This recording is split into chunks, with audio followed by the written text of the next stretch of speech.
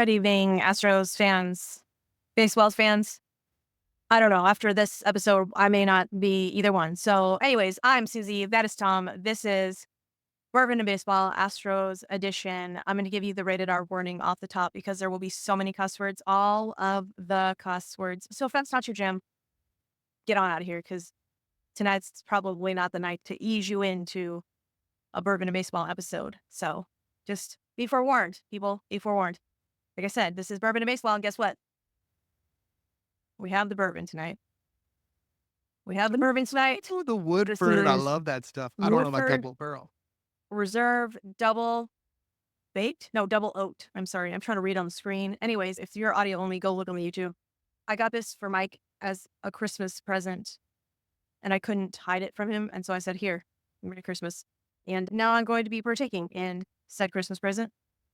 So that's what kind of night Chandler Rome, Dan Brown, Jim Crane, that's what kind of night has led me to the bourbon. So we're gonna try it. Maybe we'll try it. Ladies and gentlemen, I was not prepared. I was not informed. I knew you might be a little distraught. Nothing has happened yet, which we're gonna get into. But I've got a bottle of water. I feel totally unprepared for this here. But Suzy looks like she has got a tasty sip of something.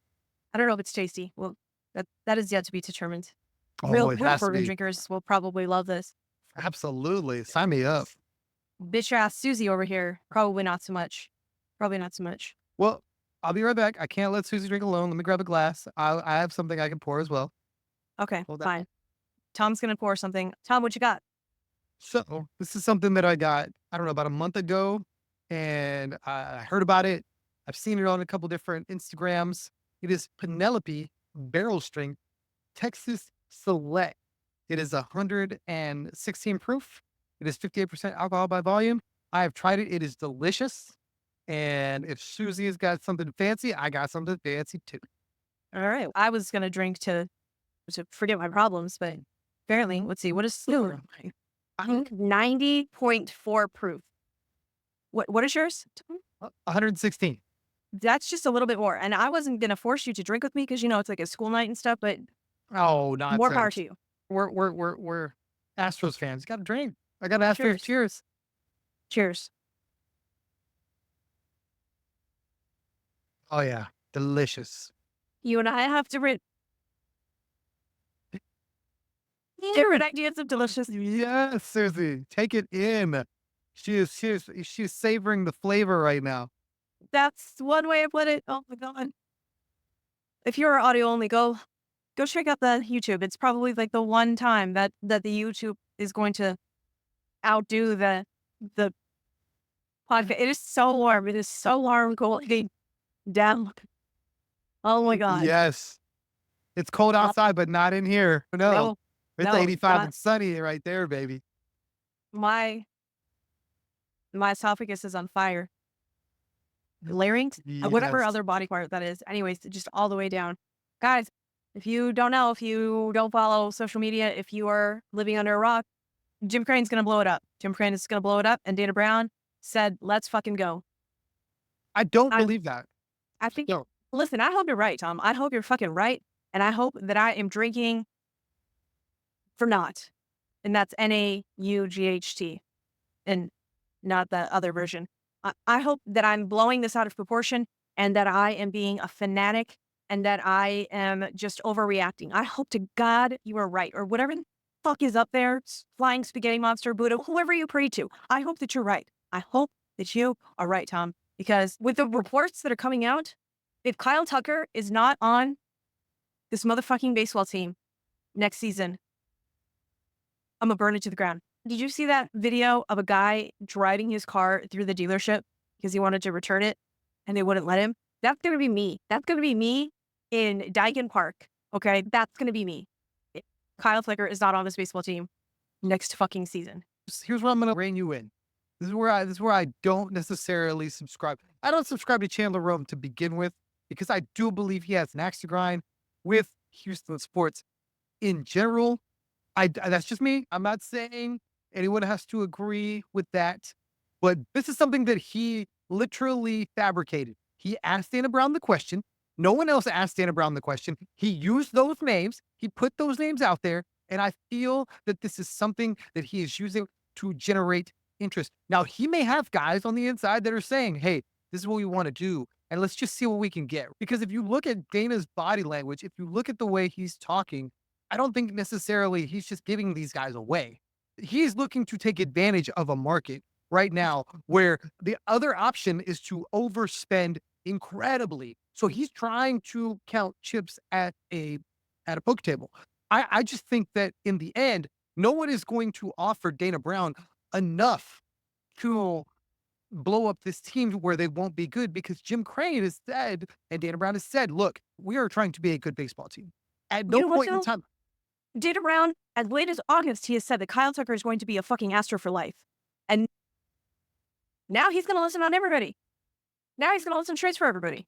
In August, Juan Soto was not worth $765 million. Juan Soto is not worth $765 million as it is now. We all know this. However, the fact that Juan Soto got paid an astronomical overpay has now launched KyleTucker into the fucking stratosphere. We all thought, we've said on here, on this fucking podcast, a bajillion times, 10 years, $300 million is what KyleTucker is going to command. After that fucking contract, say hello to 400 at the very least. At the very fucking least. Again, I'm unwell. I am unwell. The fact that we did not lock up KyleTucker earlier than this makes me sick to my stomach. I need Dana Brown to come out and be like, no, we're going to run it back. We're going to run it back with KyleTucker, and we're going to trade Framber. That's what I need Dana Brown to come out and say. He's not going to go say it. He's not going to go say it. And the reason Chandler Rome pulled those names out of a hat is because he knew that KyleTucker and Framber are the ones that are going to garner the most interest out of all the clubs and get us back a haul. Now, before anybody comes at me and says, oh, but our farm system sucks and we need things to replenish our farm system, fuck you. Fuck you. Because yes, does our quote unquote farm system ranked 30th? Yes, you are correct. Okay. But need I remind you the fucking haul, quote unquote, that the Red Sox got back for MookieBetts? Let's just review this. Alex Verdugo, who ended last season with an 83 OPS plus. He, in 2020, was his highest OPS plus, which is Connor Wong, who ended last season with a 118 OPS plus. And Jeter Downs, who was DFA'd by the Red Sox, DFA'd by the Nats, ended his quote-unquote pro MLB career with a batting average of 182. He's now in Japan playing ball. Jeter Downs was the, I want to say, 13th ranked prospect overall, people. So now you're going to sit there and tell me that we're going to get a haul back for KyleTucker? So just to fire back at that, I do think that the fact that the Dodgers fleeced the Red Sox will probably benefit the Astros. This will be like, no, I need you to give me whatever Suzy's got in her glass. I need it to be great. I need it to be strong. I need it to be. Is that the face of greatness? Let's fucking hope not, because golly. I don't think that Dana Brown, and I could be wrong 3 weeks from now, 6 months from now, I think the time to trade KyleTucker is at the deadline before he's a free agent. And that's what I think. If they're not trying to win it all, which I genuinely believe the Astros are going to continue on this path, because as much as Chandler Rome and now all these other guys are pining away at, oh, the Astros are going to blow this thing up. When have they ever done that? They didn't do it at any point in time. And they're all saying this is a departure from. So what makes you think they're going to change their MO now? What makes anyone think the Astros are not still trying to fill Minute Maid or Daikin? The Astros are not trying to win another World Series, because guess what? The American League is wide open again. Who are you scared of?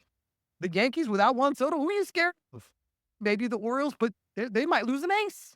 The fact that the Astros can walk into the season with probably the second, third odds to go to the World Series, why on earth would you trade KyleTucker for the sake of trading him when you haven't done that for the decade with all these other studs?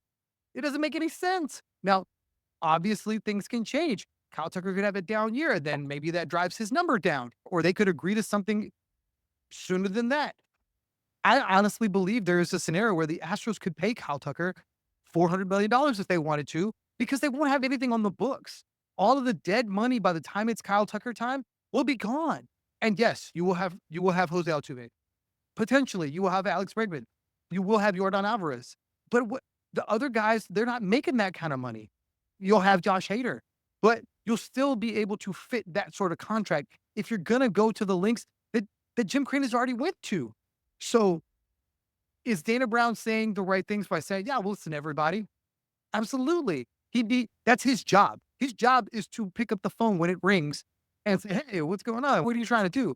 Does that mean that he's just going to turn around and give away Kyle Tucker and FramberValdez because I can't afford to pay him, so I might as well try to get something back? Doesn't have to. Not one GM has done that with any of the Astros players since Jim Crane has owned the joint. Why would he allow it now? I don't know. I don't know, Tom. I don't fucking know. However, what I do know is that I'm unwell. I'm unwell. I should probably just stay off of social media. That's probably a good idea as it is. But the fact that I can't, I'm addicted to social media and I have 43,000 notifications on and I'm hearing 23 different versions of, oh yeah, no, Kyle Tucker's gone. Oh yeah, no, Alex Bregman is gone. Here's the thing. If Kyle Tucker is gone, I don't see a scenario where Alex Bregman is. So we've said this so many times on this podcast. They're going to have to pick one. That we've said that too. But when you have the short king saying, this is my guy, I need my guy, and you have everyone else going and re-sign Bregman, and Bregman is going to cost you a fraction of what Kyle Tucker is, then it makes sense to bring back Breggs and see what you can do with Tuck. Because the money makes more sense. And that's a business move. You know what I mean? Maybe not the best baseball move. Kyle Tucker's the younger, better player who's got probably 2 more years of actual peak performance versus Bregman, who's not obviously all the way down, but Bregman's 2 years older. So for me, I understand okay, let's find a way to get Bregman done and then see what we can do with Tucker. Ride him out till the end if we have to.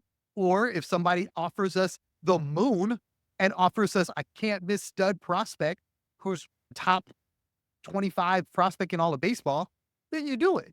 And you just go, look, we knew we weren't going to be able to pay this guy. We've just replaced him with one of the best young players on the planet. You do it. Do I want it? Absolutely not. Pay Kyle Tucker. Pay Alex Bregman. Pay them all.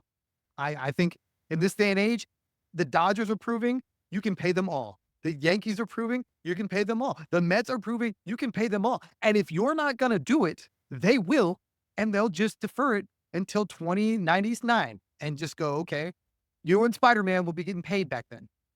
Listen, Jim Crane does not need to measure dicks with Uncle Stevie. Jim Crane fully well knows that his dick and balls are smaller than Steve Cohen's. There's no getting around it. Literally, if Steve Cohen wants something, he's going to say, fuck it. I don't even care if this comes out of my own pocket. I don't even care. I'm going to make it happen. And I don't believe that Jim Crane will do that. And he doesn't have to. No owner in Major League Baseball can win that sword fight with Steve Cohen. He's swinging bigger. That's just all there is to it. But what he does have to do is he does have to be willing to spend the money. The Yankees turned around and gave $218 million over 8 years to Max Fried. It's a good contract. It's a lot. It's a long-term deal. It's a good contract because, okay, I need to put premium players on my roster to compete with the Mets, to compete with the Dodgers, who are just going to spend in a different stratosphere. It's what the Astros are going to have to do too if they want to sit at the table. There are plenty of other teams, the Rockies and the Brewers, that just aren't going to spend the money and try to look up and beat you. The big boys say, okay, we're going to go get premium players. The Red Sox are out there trying to spend tons of money. The Blue Jays can't do it, but they're trying to spend tons of money. They've offered money to everybody. And they're just like, Toronto's a really nice place to visit, but I don't want to play there. Nothing that you've said has convinced me that Kyle Tucker is going to be on my favorite team next season, Tom. I think he's going to be on your favorite team next season because I think the Astros still want to win and they do not have to trade him. There is nothing that says that you must trade him to the Yankees because the Yankees need to be able to compete. Because every Yankee fan from here to friggin' Brooklyn is saying, oh, Kyle Tucker, come to the Yankees. Bring me Kyle Tucker right now. They can want all they want. They can wish all they want to wish, but Kyle Tucker is an Astro until somebody offers them the sun, the moon, and the stars. And I think that's what Dana Brown is basically saying. "Yeah, you can have Kyle Tucker. I better get your best 3 prospects." I'm still unwell. I'm still unwell.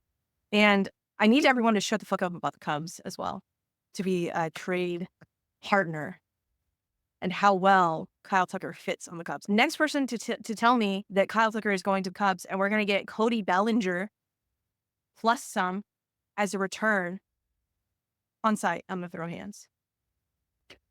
And that's not even smart like baseball. I get it. There's a lot of people going, build the farm system. And they just blindly saying that. And they're like, anybody with prospects, just send us prospects. No, don't do that. You need to go and do your homework and go, no, I need guys that can't miss. I can't have a MookieBetts trade where Boston's going, we literally have nothing from that trade left. The Astros need to be able to plug in a premium prospect or a ready to go player right now if they are to move Fromber or Kyle Tucker. I need to include Fromber in this because everybody's so okay with trading Fromber. And I think that's a mistake too. If you think the Astros are, I'm not okay with it. Don't get it twisted. I'm not okay with it. I'd hate that, but I hate it less than trading Kyle Tucker. Don't get it twisted. I don't not want Fromber on my team next season. However, I'm a smart baseball person. I realize that starting pitching and the starting pitching that Fromber is able to give is a premium right now because not all the clubs are going to pay 8 years to 15, right? So the fact that people are overpaying for starting pitching right now, and I believe that he is on that same level of Corbin Burns and Max Fried and could ideally command something like that. So the fact that they are overpaying for that, I can't wait to see what Corbin Burns gets. If teams are overpaying for the production of Max Fried, what are they gonna give up if we didn't go FramberValdez out there?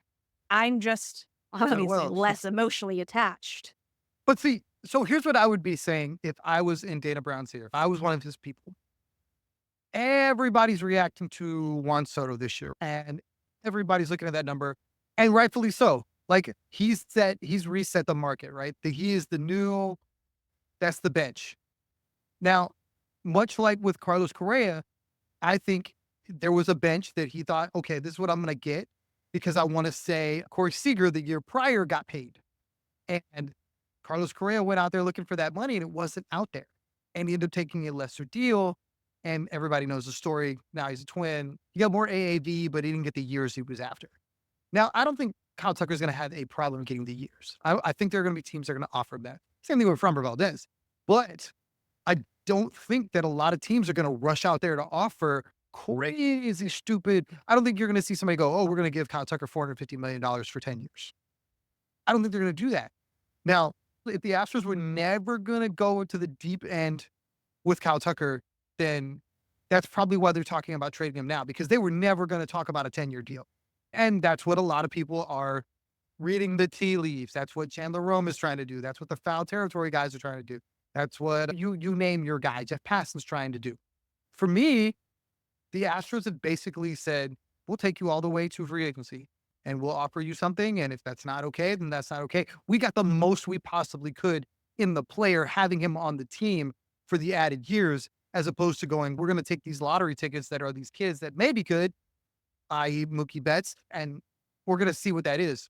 The Astros haven't done that. They said, you know what? We're in a win now mode where these guys are better than anybody you can send us.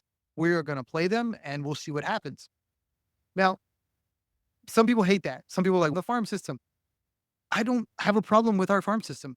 I think our farm system does just enough to keep the lights on. And that's all you need them to do, because you have studs that have been around for a long time and you have studs that have come up through the same farm system. You've had the GM be able to go out and get guys.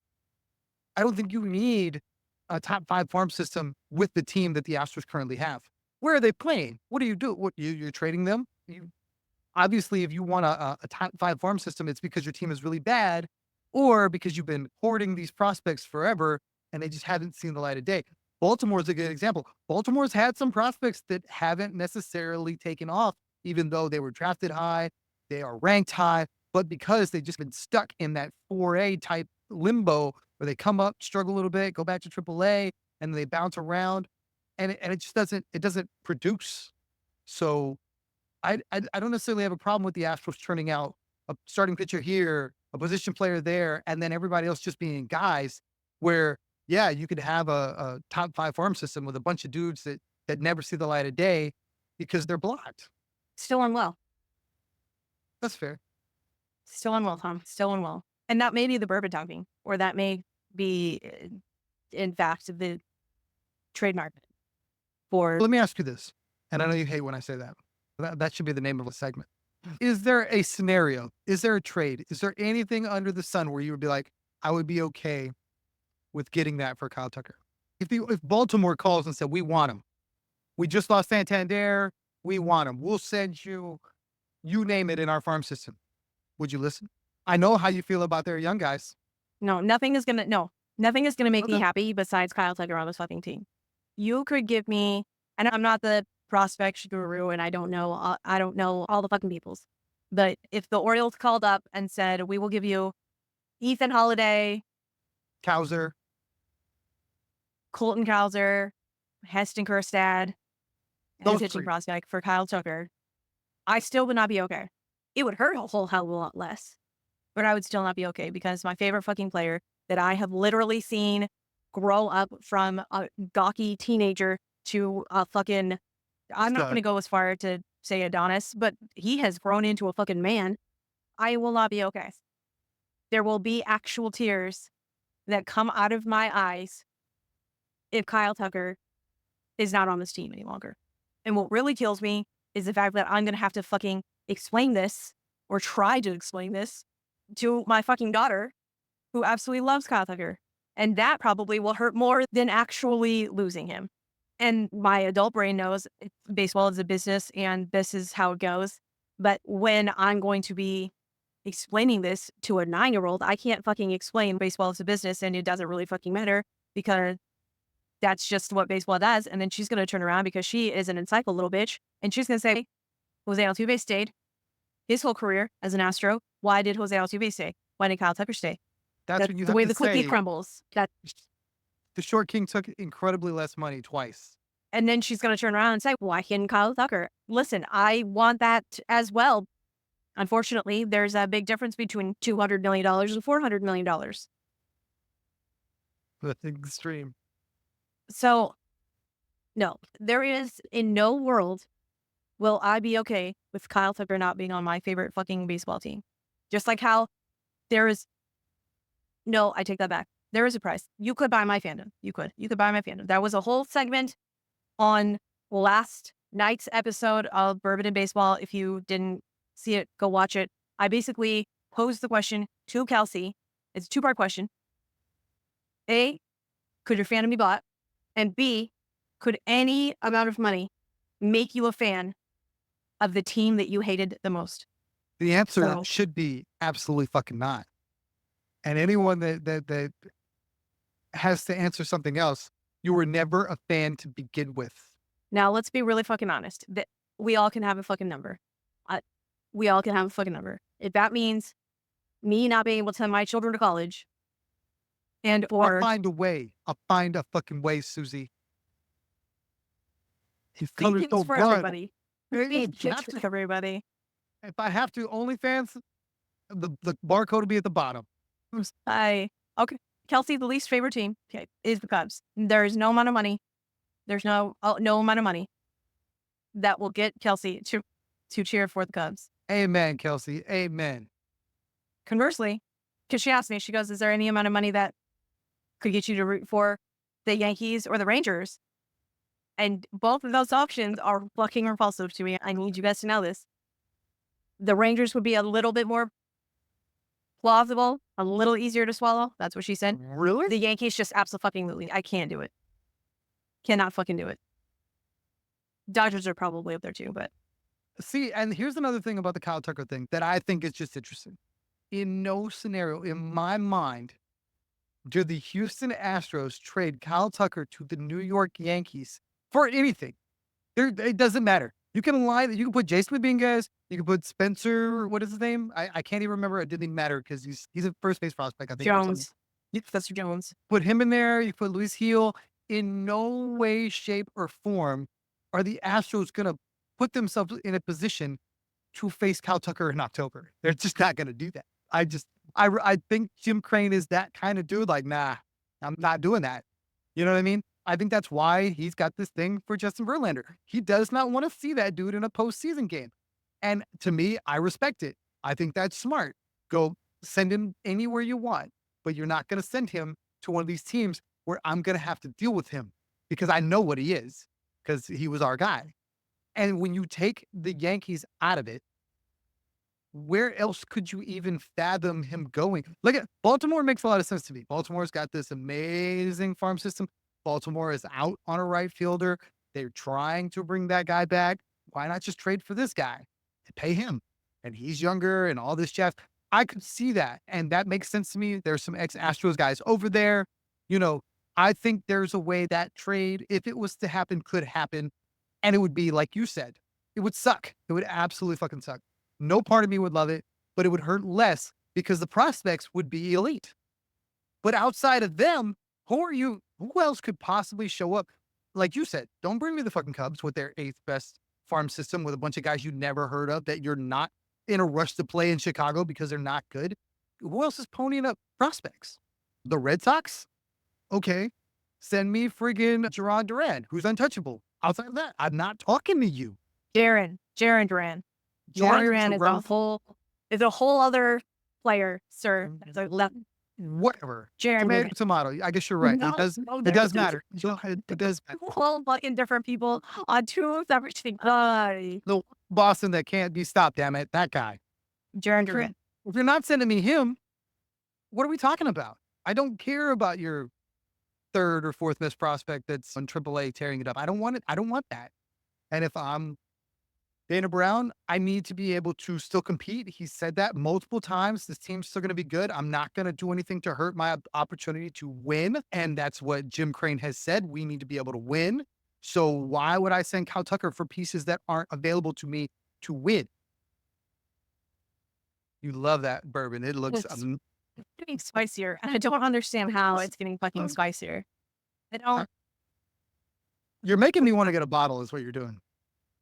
I'm a little bitch, baby. You can call me all kinds of fucking names, people. If you are watching this YouTube, seeing the faces that I'm making trying to drink this goddamn bourbon, it's not cute.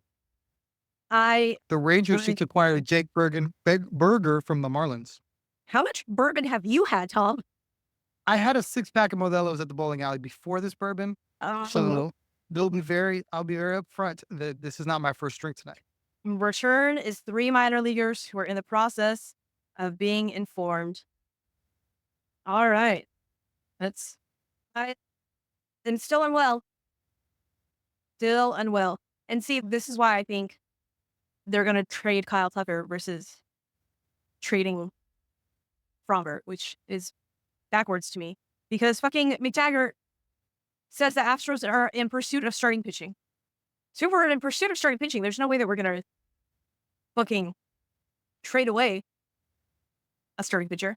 Especially if we're, quote unquote, trying to contend. Oh, no, I think you've got that backwards.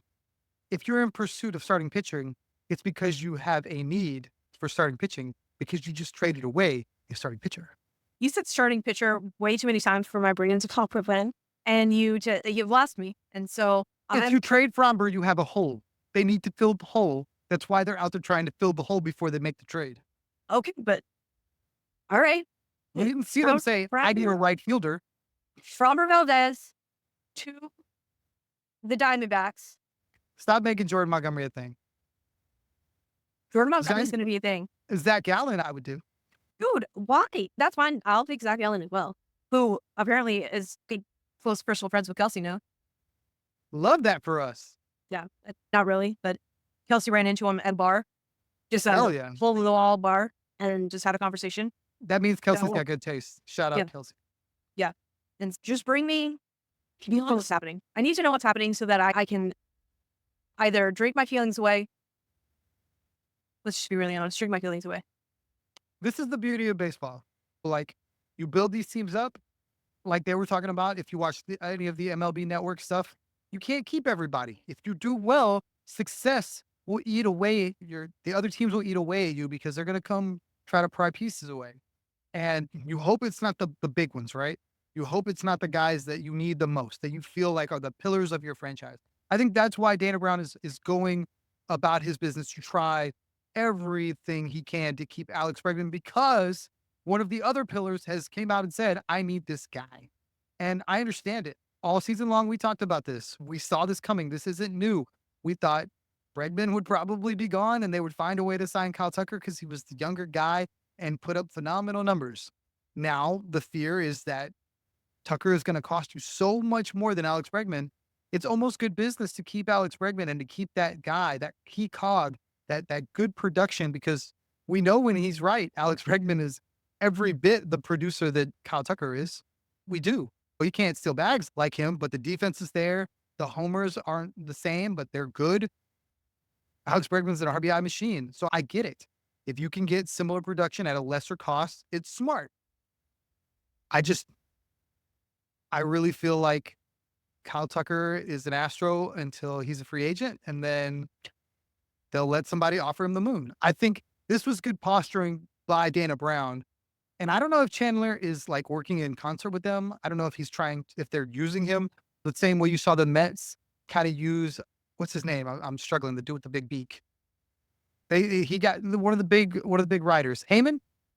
Is that it? I think it's Heyman. Well, the one that got into it with Keith McPherson? Yes, Heyman. John Heyman. Okay. Yeah. John Heyman is Scott Boris's.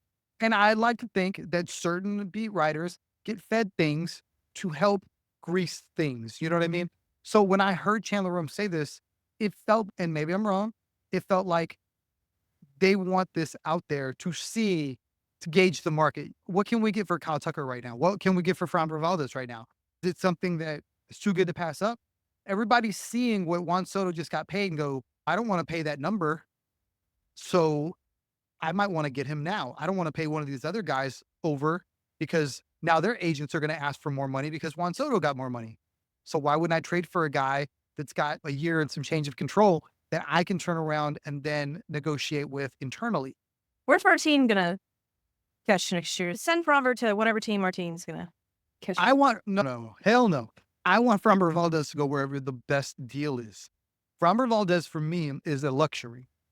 The Astros can absolutely start the season with him being their ace, and that would be awesome. I think they've got a couple of young pitchers that are on the rise that we've talked about all season long, and HunterBrown and Spencer Getty, that can take over the same way that Framber took over. Now, if you can get a haul for FramberValdez, I think you do it. He's a lefty. He's probably going to get at least the 218 that Max Fried got. He's probably going to get more than Max Fried got, if you ask me. I think he's probably worth more than Max Fried, numbers-wise, if you compare the two. And that was the highest contract for a lefty ever. So here's Framber with his no-nos and like some crazy great starts, some crazy bad ones. And he's going to be a free agent at the same time Tuck is. And you definitely can't pay him if you're even entertaining the idea of paying Tuck. So what do? Trade him now, fill that with some middling starters, and then try to figure out something with KyleTucker. Okay. So then riddle me this.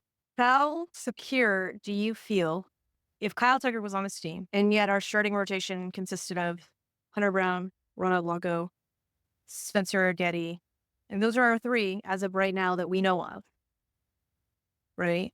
They're hoping Luis Garcia is going to be back before opening day. I would think JP France would also be back. JP France and Lance, they're saying that they don't know what their time frame is. How much faith do you have in the Astros with HunterBrown as your one? Do you think he'd be the one over Ronel? They're both really good. But Ronel carried the Astros for half the season and then ran out of gas. Okay. Is Ronel your one? I don't think Ronel is your one. I think Hunter's your one. That's cool. Either way, 1, 2, either if you flip-flop those guys, I wouldn't care. That starting rotation of 3, while young, I think can be very good if that's all you have. Now, if they go out and get somebody to push them back, now you're really cooking. But I think as far as 1, 2, 3, you've got 2 guys that are high strikeout guys. You got another guy that is a ground ball pitcher, which you love. We saw last year, those three guys were so huge for this Astros team. I don't see why anybody would feel like a year of experience, a year with that kind of innings load. I would feel pretty good about that. Is it the studs that we've had in the past? Absolutely not. Are they very good young guys? Absolutely. Now, if you told me that you're going to bring Bregman back and Tuck back and run it back with the offense, I'd feel good about that because I feel like this offense can score runs with anybody too if everybody's back healthy. The Astros dealt with a lot of injury last year, and you had some guys with some really down years. Bregman, obviously, in a contract year, I think that hurt him more than helped him because he was trying to put up gaudy numbers where you're used to seeing Bregman take walks and really work counts. I think he was really trying to stat pad to be able to sell himself. And if you give him his money, I think he goes back to being the Alex Bregman that when he's not hitting, he's walking a ton. When he's hitting, he's driving in all the runs. And that guy's a beast. So you add him back to the front of this lineup with Altuve, with Jordan, with Tuck, with Yiner. I don't have to tell you the lineup. You know what it is. And maybe they add another outfielder. I don't know if you saw, but Joe Espada talked about limiting Jordan Alvarez, playing him more DH, which means they need to go probably get another outfielder. And who knows what that means. You feel comfortable without Fromber, but with an Alex Bregman and a KyleTucker running it back. Is that correct?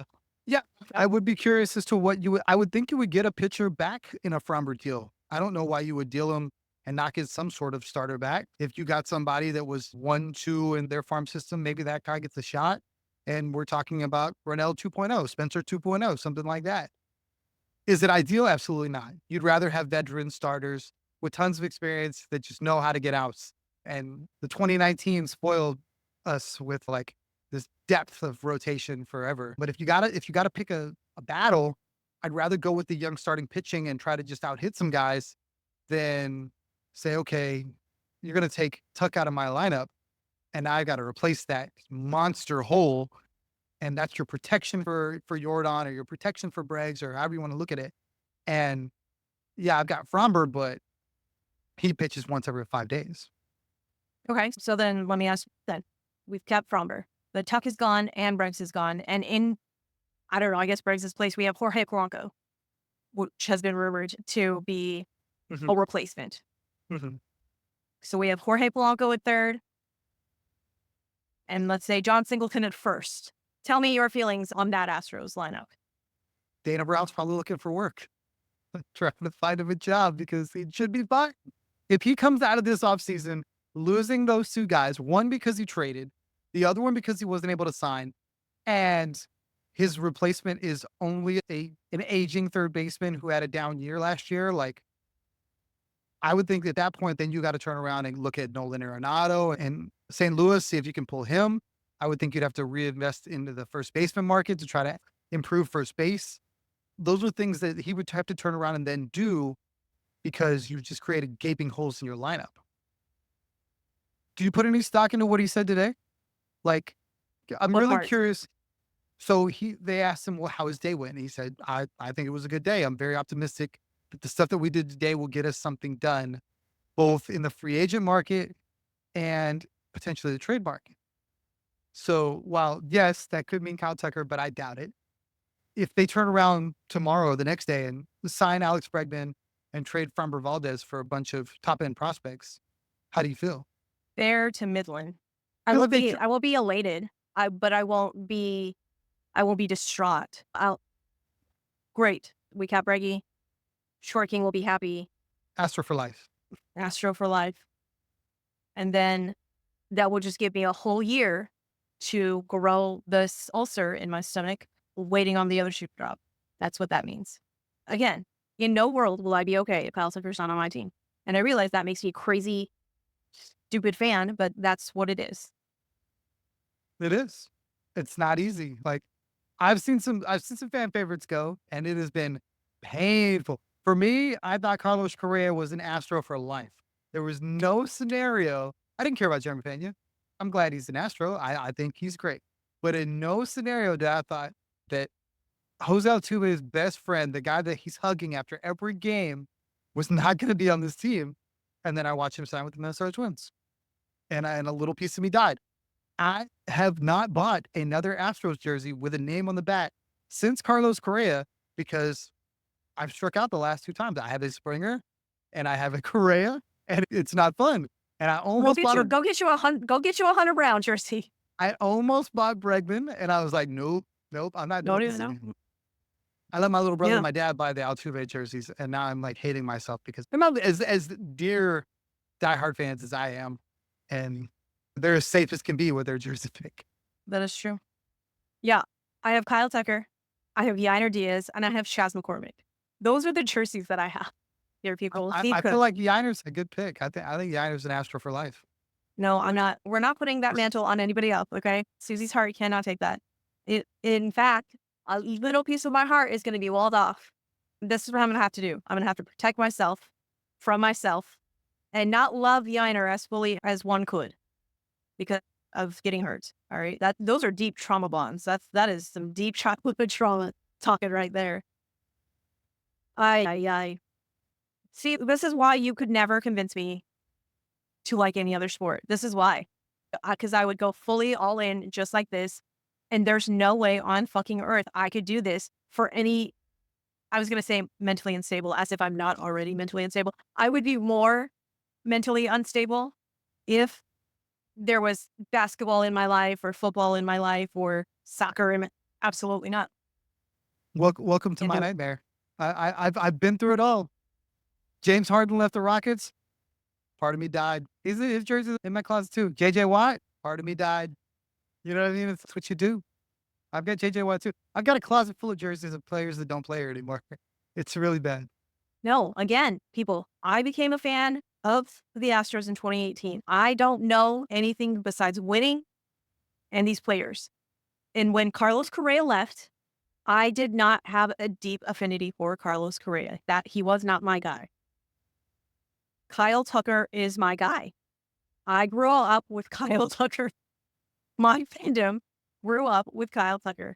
That is my guy, and I won't be okay if he's not on my team. That's just, there is no two ways about it. See, and the funny thing, like, I've grown to love KyleTucker. I think KyleTucker's great. I really do. I'm going to be a little heartbroken when KyleTucker's gone.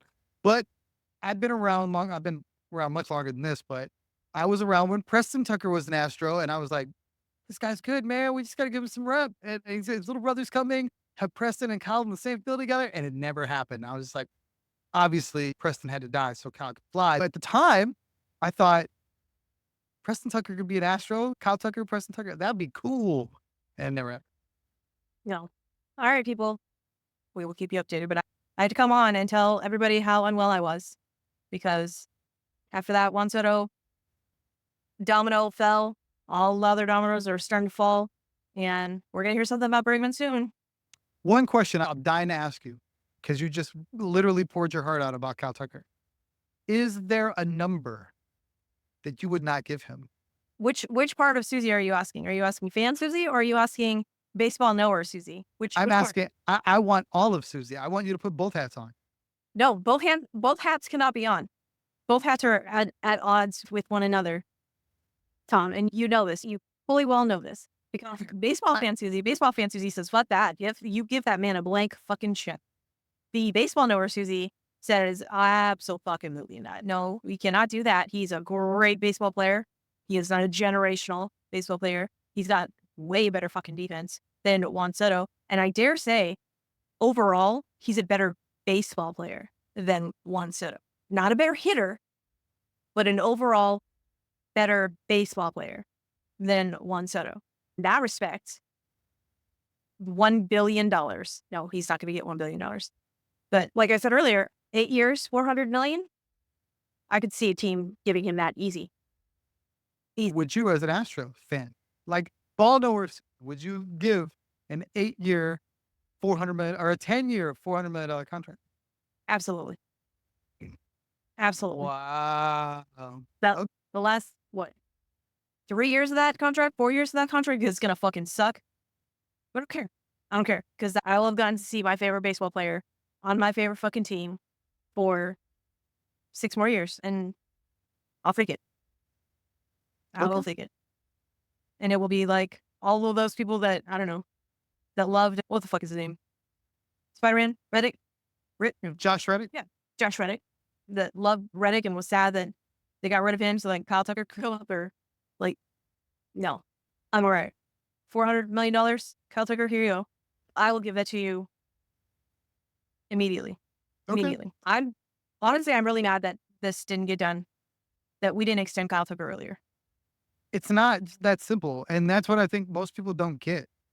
Kyle Tucker's got his agent in his ear going, yes, this is good. No, you can get more. I don't think it's as simple as the Astros didn't offer him any money. I absolutely believe they tried to lock him up before because they did that with Yordan Alvarez. I'm aware, and it's not a Scott Boras situation because Kyle Tucker is not represented by Scott Boras. I think he's represented by Excel. So it is not that type of situation. But I do believe it's one of those where they're going to give him a quote unquote reasonable offer. And when he turns that down, the Astros are going to say, we tried. You don't want to take it, but we tried. And that is going to hurt my heart, and it's going to disgust me because it's Kyle Tucker. This motherfucker is up there in talent-wise. And I need Jim Crane to open up the pocketbooks. I don't know, go open another golf course or winery or whatever the other fuck businesses that you have entities in. So, with that being said, if it means, okay, we signed Kyle Tucker, but now we can't sign Jeremy Pena. Done. Absolutely done. Yainer Diaz. Because you have to, done. Like, when you have done. $40 million of your salary, like Kyle Tucker, done. Yordan Alvarez. Now that's just silly. You're just silly now. Stop. You're just silly. I'm just saying. No, they're going to sign Yordan too. They're going to keep Yordan. They have to. I think they did what they did to make sure. They signed him the way they did to ensure they could offer Yordan Alvarez his next contract at $50 million a year for 5 years, or something stupid like that. And he'll be an Astro for life, which I thought was genius when they did it. I wish they would have signed Kyle the exact same day. Nothing would have been cooler. It would have been very Braves-esque, but I think that was pre-Dana Brown, and we can't. Well, we're talking about Dana Brown and how he came over for the Braves and how he brokered all of those deals for Ronald Acuna Jr. and all of those very, very team-friendly deals. Why haven't we seen any of those team-friendly deals over here? Is it because Jim Crane is a fucking idiot and signed to players that he shouldn't have signed to contracts that were way too long and for too much money? We don't have enough money for the players that we need. Was that it? It also doesn't help that Jose Abreu is like just absolutely not. Like you can't trade him. There's nothing. You can't even get out of that. So you're just eating that money for the next 2 years or year and a half, whatever. Yeah. I truly think he's dealing with a different team. Like the Astros level of success versus the Braves level of success, I think has made their players more expensive. Teams are out here paying ex-Astros. I think Kyle Tucker is going to get that treatment. I think that's why Bregman isn't signed. And yeah, it would have been so much easier for that to happen in season, but you're telling me that we couldn't lock up HunterBrown right now? We couldn't buy out his RBers and get him on a team-friendly contract? But he's got 4 of them left. Why? That's what I'm saying, though. That's what they did with Ronald Acuna Jr. That's what they did with Michael Harris III. They bought out those RBers They bought out those RBers, and it looked expensive because if they're RBers, they should not be getting the money. But then on the back end, they're saving. So HunterBrown in 2026, not this coming year, the following year will be his very first year of arbitration. So I don't even think you can even sign him. I don't even know what the rules are, but I think he's got to be in arbitration before you can sign him, right? I don't know. I don't know what those rules are. I guess go look up Ronald Acuna Jr.'s contract and see when the fuck they signed him. I'm on it. That's essential. That's what I'm asking Dana Brown to do for HunterBrown and Yainer Diaz. So 8-year, $100 million. So according to this, RBR 1, he bought out their contract. Okay, for both Michael Harris and Ronald Acuna Jr.? This is just Ronald Acuna. Says okay. Signed an 8-year, $100 million contract with the Atlanta Braves, including $100,000 or $100,000 or $100 million guaranteed, and an average salary of $12.5 million, unless that doesn't include the club options.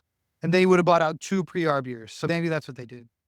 But the payroll is only like $1 million. And then like for the first pre-arb year, and the second pre-arb year is like 370,000. But it said the luxury tax like 12 million. Okay. So no, he bought out 2 pre-arb years. He could lock up HunterBrown right now if he wanted to. No, that's what. Why are we doing that? Why? The only thing is that money starts that year. So if they're up against it right now because they have dead money, he can't turn around and give HunterBrown money now. You know what I mean? So maybe in 2 years, HunterBrown gets locked up. He'll be an arb year 2, and then you buy out the rest of the arb years like we talked about, and you sign him to like an $80 million contract, and you look like a genius. Same thing. That's not going to happen because HunterBrown changed agents to Scott Boras. So that one won't happen. You don't think Scott Boras can be bought? I think the player has got to turn around and tell Scott Boras, fuck you. I want to stay here. Deal with the Astros only, which does not make any business sense because obviously if HunterBrown continues to pitch the way that we all know that he can, he will get a very lucrative free agent deal. So why would he? Unless he just absolutely loves it here, loves the culture, loves the Astros. Spencer's already also a pre-arb in 26. So this is even before that. Yeah. So I don't know. All I'm saying is that we're in for a bumpy ride. Why do you feel that way? Because the bourbon is not having the effect that I thought it was going to have on me. You can't. But maybe because I haven't drank any. You can't say the Astros don't spend the money though. That's like everybody's fear is that the Astros aren't going to spend. And they're going to have to. I realize that we have the 5th highest fucking payroll. I know, but it's to pay players that 2 of them aren't even on this fucking team. The 3rd one has a fucking glass elbow and hasn't pitched in 2 goddamn years. We gave Josh Hader, I love you, I love your wife, a 5-year contract worth $95 million when we already had a closer, granted, an aging one. Who's a free agent at the end of this season. I know, but then we could have gotten Bryan Abreu there. But what I'm saying is, I understand why they did it. It wasn't an immediate need at the time. You know what I'm saying? That's what I'm trying to say. It wasn't an immediate need. Yeah, but it makes sense though. Okay, I could go pay the top reliever, or I could make my closer the top reliever. It made sense. And then I'm going to turn around and get another closer who is substantially younger. If Josh Hader goes and signs with somebody else, now in 2 years, you're looking for a closer because Ryan Press is 50 years old or however old he is. 34, 36, 34. I think he's 34. Okay. And that's what it's effect. Ryan Press is great. I'm just saying, like, Father Time's undefeated. So, I don't know. He's got 11 years of service time. He was going to be an unrestricted free agent in 2026. So I don't know. I thought it was really smart to get out in front of the closer market and go, okay, I don't have to go hunting for a new closer. I'm just going to sign one now, and I'm going to put Ryan Press in the bullpen, and we're going to win championships. I thought that was really smart. Josh Hader's still really good. I know he had some horrible blow-ups, get bored, whatever, but that dude's 30, and he signed until he's 34. And you're getting him for $19 million. I imagine closers are going to get expensive too. If everyone else is getting expensive, all of this money is just doing this. So the earlier you get out in front of some of these contracts to sign guys to cheaper deals, the more money you can save for a guy like KyleTucker. Then riddle me this. Are you going to try and give Bryan Abreu more money right now? Ooh, let's see what Bryan Abreu makes right now. Because they do need, I think he is very important. I think they need. I want to say he got 3 point something in ARB. That makes sense. So Bryan Abreu is in next year. He'll be ARB 3, and then he'll be an unrestricted free agent. So yes, it would make 100% sense to try to get Bryan Abreu locked up right now. What's he making this year? $3 million. $3 million. Next year he'll be his last year of ARB, and then he'll be a free agent in 2027. Side note: congrats, Bryan Abreu. I'm pretty sure him and Brooke got married. Hooray. So congrats, Mr. and Mrs. Abreu. There weren't any wedding pictures anywhere. Kept it low key. But all of a sudden it turned from fiance to husband on her Instagram posts. And she added a Brave to her name on Instagram as well. So I'm going to just put the pieces together and just say that they, in fact, did actually get married. So congrats, Mr. and Mrs. Brian Abreu. So here's a question. What do you want to do with Chas McCormick? Chas is very similar. He goes into ARB3, and then 2027, he will be a free agent. He'll be 32 years old when he's a free agent. Chas McCormick, you make me so sad. These are the things that I feel like are weighing Dana Brown down. It's not like you've got a whole team, bunch of young guys. You've got this team that's been battling for playoffs and battling for World Series for the better part of a decade. And now you're having to juggle, okay, what do I do with some of the middle of the road guys? And how do I pay them? Or do I pay them? Do I look for their replacement? That sort of thing. Some of these guys aren't young. Like another prime example, Mauricio Dubon. No, don't talk to me about Mauricio Dubon. You know my feelings about Mauricio Dubon. You tie Mauricio Dubon to a fucking rocket, strap him to a rocket, and send him to the moon. Don't talk to me about Mauricio Dubon. So we're moving back to Chas McCormick. Hold on, we're going back to Chas McCormick. In 2023, his OPS plus was 130. In 2022, his OPS plus was 111, and in 2021, his OPS plus was 107. Above average player. I don't know what the deal was last season. I don't know if if he was hurt or if he got into his own brain. I don't know. Obviously, he was hurt, and that had a lot to do with it. But in 2023, he played in 115 games. In 2024, he played in 94. What is that? That's not math. That is math. I don't do math. I'm not that Asian. 20-ish less games, and he absolutely sucked. And don't get me wrong, I love Chas McCormick. I am quite possibly the biggest Chas McCormick stan. Roll Chas out there again. And let him know that he's the guy. Just like how you let Jake Myers roll out there for a whole fucking season, and you let Jake Myers know that he was the center fielder. Let Chas know that he's the center fielder. And I think that's what they've already done. Dana has already come out and said that Chas is higher on that totem pole than Jake Myers. Let Chas be the guy. Every day, center fielder, get that in his head, let him roll. I honestly believe that was part of the issue, was the fact that even though Jake and Chas apparently are like really good friends or best friends, or I don't know, I think it got into his head, especially with the fact of how well Chas performed the season prior. And then he says, this is what I get for that. Oh, okay. Let Chas go. Center fielder. Not during spring. You are the center fielder. Go. So Jake is going to play left field? Jake is center field. Who's left field? Who's center fielder? You just said Chas is center field. That's who I'm saying. Chas is center field. So Jake is going to play left field. I don't want Jake on my team. So here's the problem. I knew you were going to say that. Here's the problem. Jake is cheap. Jake is what makes, he's like the good filler, right? At this fucking point, I don't even give a fuck. Let the kid, let Shea Wickham play out there. Let fucking Jacob Melton play out there. I don't care. I don't want Jake Myers on my team anymore. And quite honestly, I think Jake Myers needs a change of scenery. Jake Myers needs to go somewhere else, anywhere else, and be anywhere else's outfield. Go. Do that. Get him sponsored. To speak to Jake Myers' contract and why I think they just will not quit on him, he's in ARB1 this year, and he makes $2 million. He makes $2 million. You know who makes less than that? Jacob Melton. You want to cut fucking payroll? There's $2 million. Done, Dan Brown. Fire me. Yeah, but the problem is that that's the case. Chas makes 4.8. Don't care. Chas is a better player than Jake. Dubon makes 6.5. I reckon to win the Mauricio Dubon fight. Mauricio Dubon is best when he is the filler. Mauricio Dubon is best when he can fill in at second base and get Jose Altuve off his feet. When he can fill in at Jeremy Pena and get him off his feet. When he can fill in at center field when Chas gets off. He is a great filler. I do not want Mauricio Dubon in my lineup every fucking day at one position. And in all honesty, if we want to say that because everyone's, he's like Tommy Edman. No, he's not. No, he's not. He does not rake.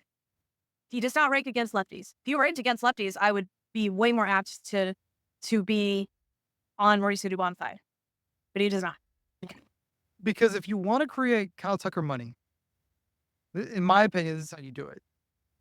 You trade Framber, who's making 18.8. You trade Dubon, who's making 6.5. And you find a way to trade Ryan Presley, who's making 14. And you have Kyle Tucker money.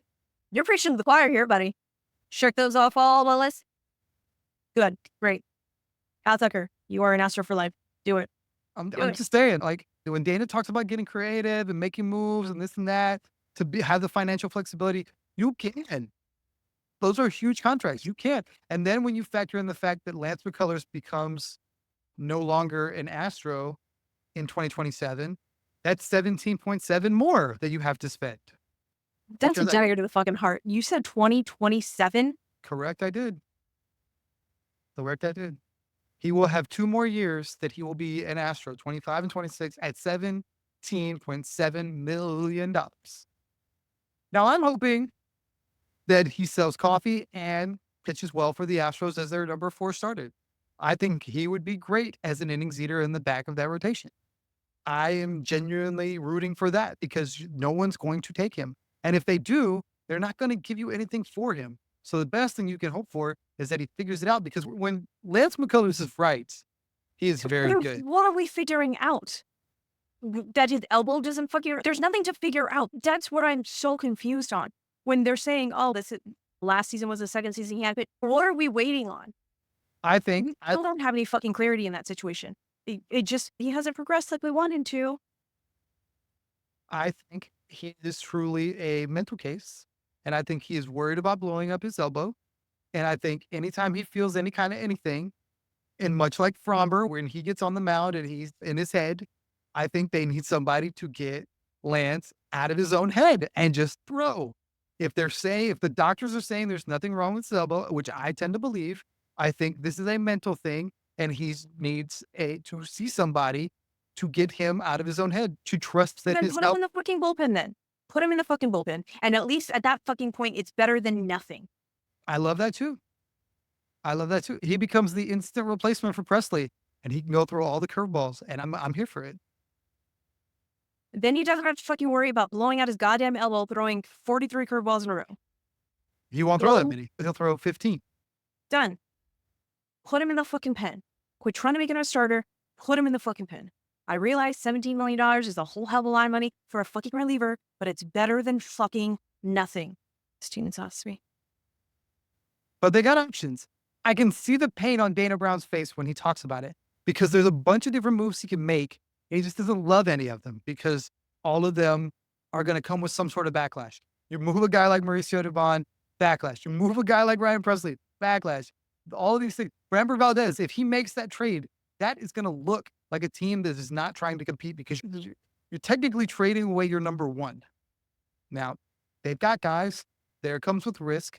But Framber's is close to a sure thing in that rotation, and you're talking about trading him away. That's why I think you see Dana Brown pained when they talk to him. Not because he doesn't have moves he can make, just because none of them are going to be received well. And these are all in an effort to try to keep Alex Bregman and Kyle Tucker, which I think he genuinely wants to keep both of them. Blank check, Kyle Tucker. Let Breggy go. Trade FramberValdez. You're welcome, Dana Brown. I've done your job for you. Tom, tell the people where they can find you on the interwebs so they can fight with you. Please come and debate with me. We can fight if you want, but I don't choose violence off rip. At Third Coast Tom on Twitter, at TCTom1 on Instagram, absolutely on YouTube on this fine program here. Please, in all the comments, give me all the smoke. I'm definitely here to discuss what you think the Astros should do, what Dana Brown should do. Should Tuck stay? Should Bregg stay? Give me all of that. I'd love to talk that out with you right here. If you haven't already, like this episode, hit the big red subscribe button on the YouTubes. Tell us what you want to do. Should Alex Bregman go sign with the Red Sox? Should we give Kyle Tucker $400 million for 8 years? Should we trade away from FramberValdez? Or should we keep everybody? Is the window still open? What happens? Do we sign Roki Sasaki? Oh, please. Apparently Roki Sasaki wants to come to a middle market where there's not much media. Roki Sasaki, come on over. I got to have this conversation with somebody, because I can't understand why the Rangers would date with him and he would not meet with the Astros.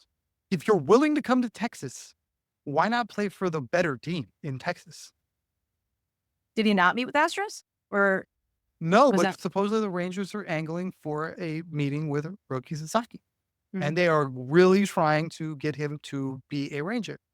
And when you listen, when I saw that, you listen to his agent say maybe a middle market might be good, but he doesn't necessarily want all the press and this and that. And I'm like, Houston, that's all they do to Houston is suppress them. Come to Houston, like open Dyken Park, baby. That would be the easiest sell ever. It's true.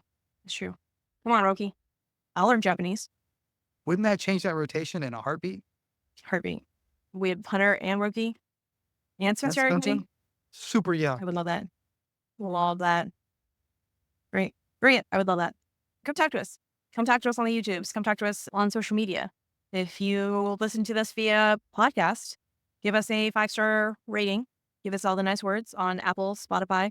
I really do need to release this Spotify wrapped stats, I think. Stats is the word that I was looking for. It's very late. It's almost midnight now. And the bourbon is kicking in, so my eyes have gotten even smaller than they are normally. And I am very tired now. So I'm going to sign off and we're going to say, yeah, baseball.